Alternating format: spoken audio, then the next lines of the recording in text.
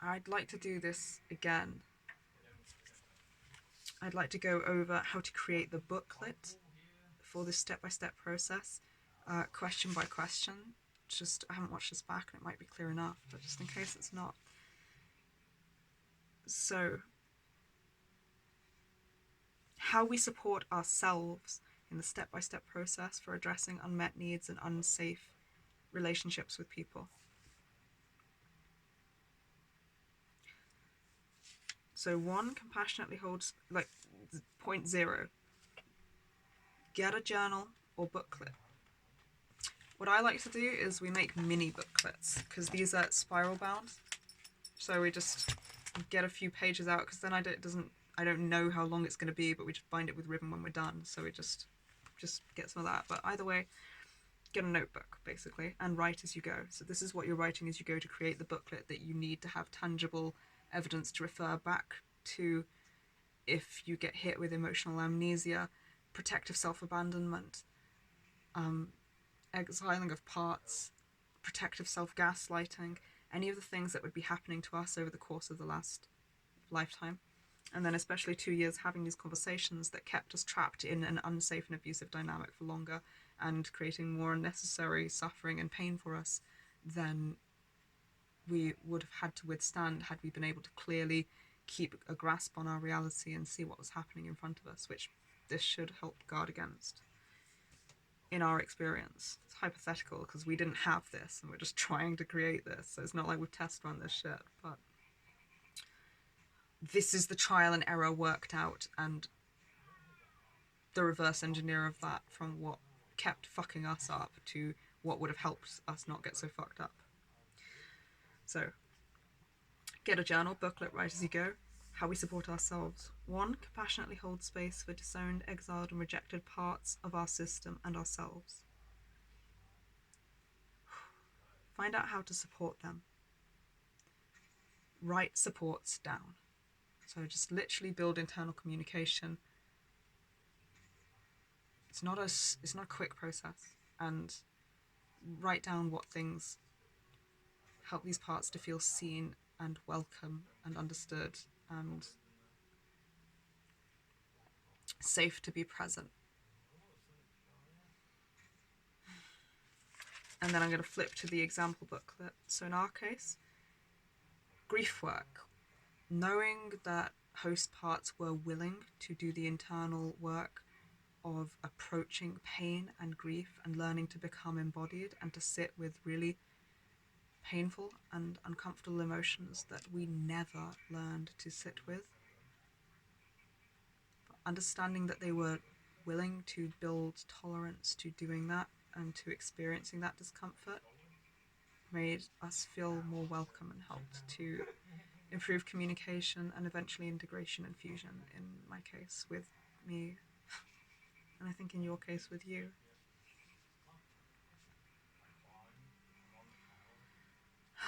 Music. There's a lot that I can see and identify with, and like I can show who I am better. I can understand who I am better from my playlists. They sort of change as we evolve. Violet is the one right now, and Vi. But right now I could collapse them into one playlist and it would be the same person. It wasn't the case throughout all this process, but I've been a lot of different people throughout this process for the last few years and life. Music is really helpful and very validating, sharing that with other parts of me to give them a sense of who I am, how I see myself, helping them to see me accurately.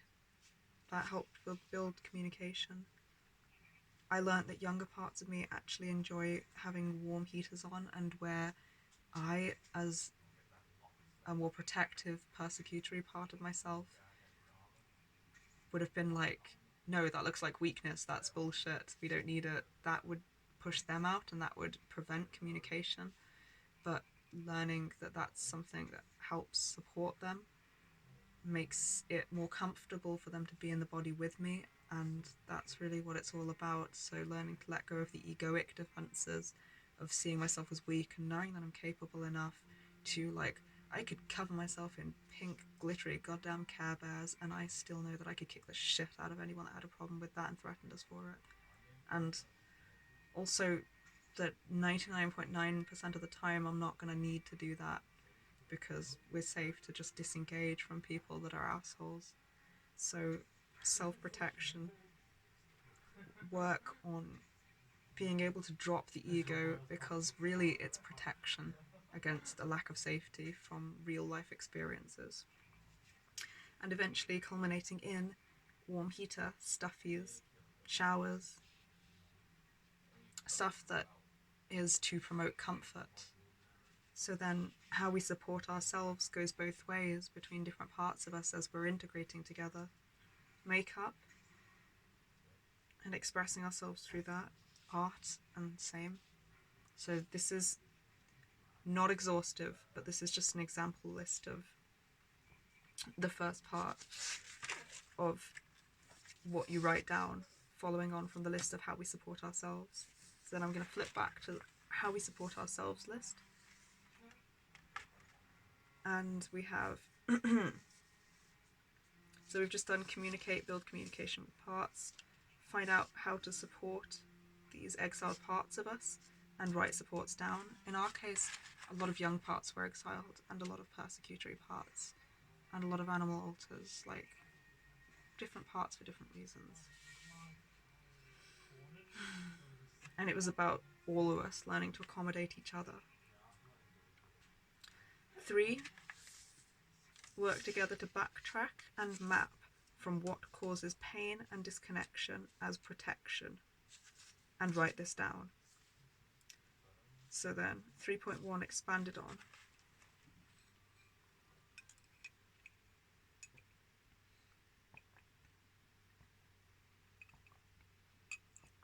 How to backtrack and map. Write down a recent event where a person's action caused the self-abandonment defense to be activated. So write down what was the action, and then next to it in that column we have our example, our aunt excusing Greg's behaviour as calling him a kind, good, liberal father. Under that, write down what was our emotion, and under that, connected, what was our polarized emotion. So there was like 2 boxes of emotions that would not sit together in one person, which is kind of what contributed to the self-abandonment happening. So one box was fear, dejected, bitter rage, disappointment, dismissal, dismissed, invalidated, unseen, unheard, unsafe. And in the box number 2, so those were all experienced in 1 or 2 parts, and then box number 2 was all experienced in other parts, and those parts had to be separated because it was difficult, or at the time for us, impossible to get all of those emotions to integrate into one person. Box number 2 was fear of losing our family of origin, fear of being rejected and abandoned if we expressed and kept fighting for the truth. And this goes back to childhood, back when we needed our caregivers to accept us. So this is where protective self-abandonment comes from. And if I flip to our example booklet, so we've opened our booklet now, we've read that question, we've read those example things. So from how we feel and what our aunt's action was, we have the question to write in our booklet: what causes protective disconnection? Hearing support for our abusers and feeling unable to object and speak up for us. Broadly summarised, that's what it was. So then, in our booklet, the next thing to write down is reverse engineer to find needs. We go back to this 3.1 expanded on, and how we found that out and what we wrote down to be able to discover that is: how was self-abandonment defensive? And the answer for us in our case was because we can't stay in the relationship and survive feeling all of box one, those things, and feel that. So that's, we couldn't stay in the relationship and survive feeling dejected, fear, bitter, rage, disappointment, dismissed, invalidated, unseen, unheard, unsafe, unprotected. So disowning those emotions in childhood became the only viable option. Now it's very different and we have other options, but then that was why it was defensive and why it happened. So understanding and asking the question, how was it defensive? This is why it's important to write down these questions, because they promote us to help to find out why this happened, where it comes from. The second thing we have written down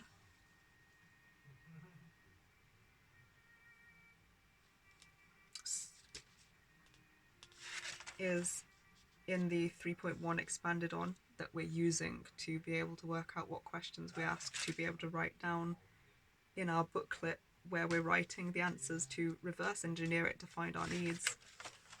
It'd be easier if I could show you at the same time, but what was the protection trying to achieve? So we got, how was self-abandonment defensive? What was the protection trying to achieve? They're similar, but I would say that you kind of need both to get like different viewpoints at the same thing, to look at it from different angles to get a clearer understanding of the whole protection defense mechanism going off in your brain and how it works. And how it works in line with our family or the people around us is responses. So what was the protection trying to achieve? The ability to just survive as things are, which in childhood we needed because we had no other option. And as explored, it was not safe to keep bringing this up to our family because we would just be dismissed, invalidated, and rejected.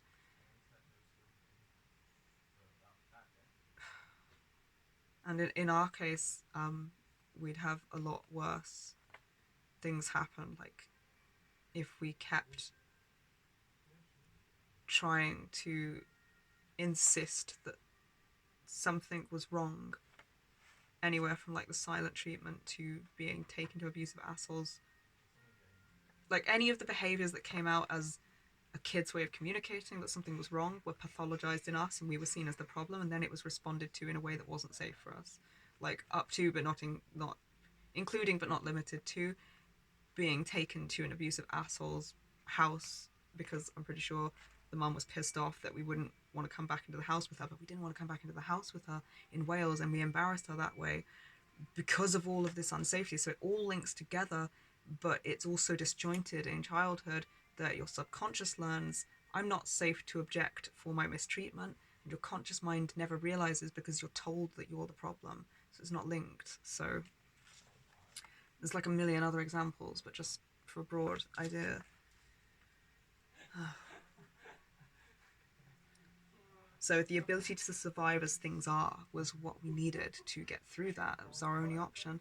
And this is what the protection of self-abandonment and exiling of parts of us achieved.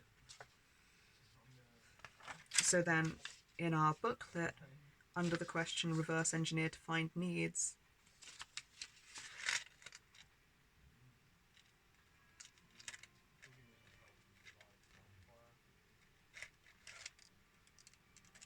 because of looking at the person's action, like excusing Greg as a good father, and our emotion of how this made us respond and then how that affected us to self-abandon, we can backtrack it to reverse engineer to find our needs. So we need to be supported and not be met with abuse apologist sentences and behaviours.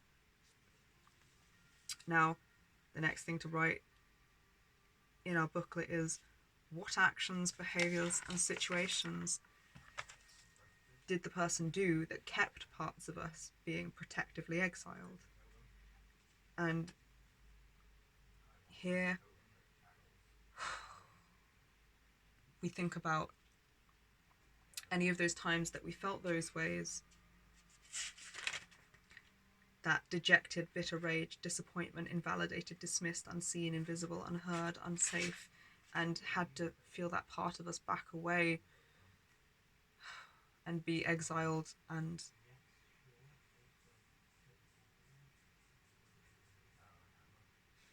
this is why communication with those parts is so important, because some parts of me didn't know that was happening to other parts of me. I think the persecutors knew, the host didn't. I know now as both parts of me because I've got that connection and that communication between those parts of me to have the memories, but this is why it's so important, because I wouldn't have had those as just the host part of me. So I wouldn't know that these things happened.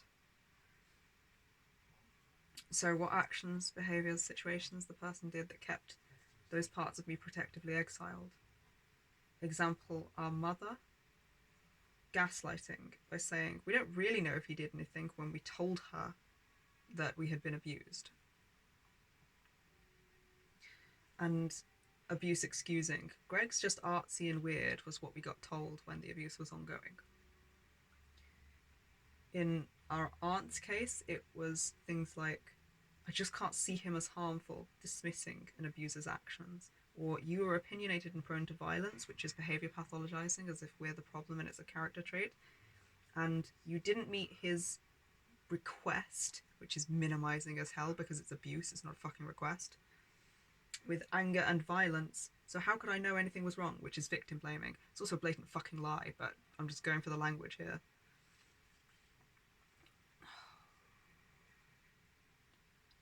So then why this booklet is important is that you go through and you, through communication with these parts of us, write down memories, even if you just remember one, even if it's just like, you know, wherever, whatever, just write down all the events as you think of them, as they come up, as they happen, where you feel this way, and those parts withdraw. For us, it happened so fast because it's been happening in childhood our whole lives. So the second it happened, the host part's defense would be to block out what we were feeling, and that would make those parts of us feeling it feel so rejected, and it's such a trigger point because it's such a common trauma for us that we'd withdraw, and it would happen almost immediately, so it was so hard to catch. But even if you can just catch it once and make a record of it in this little book that you're creating, you have it to refer back to, and that can help to start to welcome those exiled parts back and to prioritize their needs and our emotions and our experiences. It starts to bring this stuff into the light and highlight where the problems are and where the abuse we're receiving is abuse, and it helps us to keep track of it.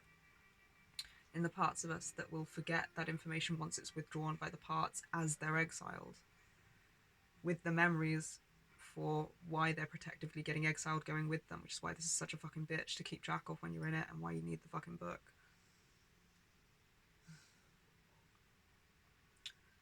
In our book, we then go to what is in our control.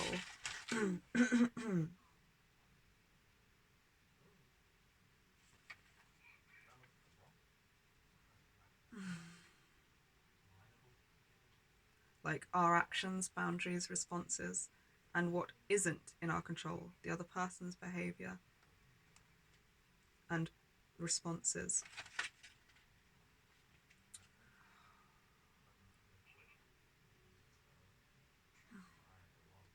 In what is in our control, we in the previous video went into a detailed reiteration of what we did step by step, how we planned it out. I would recommend writing that down in your booklet too, so that if you have this conversation, it can feel like the end of the world. Like the world just falls from beneath your feet in some parts, especially in young parts, and it can feel like the world will just end if you have this conversation and they can't meet your needs. So it's really important to have the step by step of what actions are in our control and what aren't, to save them from getting stuck in unhealthy attempts to fix other people's behaviour, as it felt like the safest option, because in childhood that's what we were trained to do. So this reverses that for us by reminding us in a tangible way that we can pick up and look at what's in our control, what's not.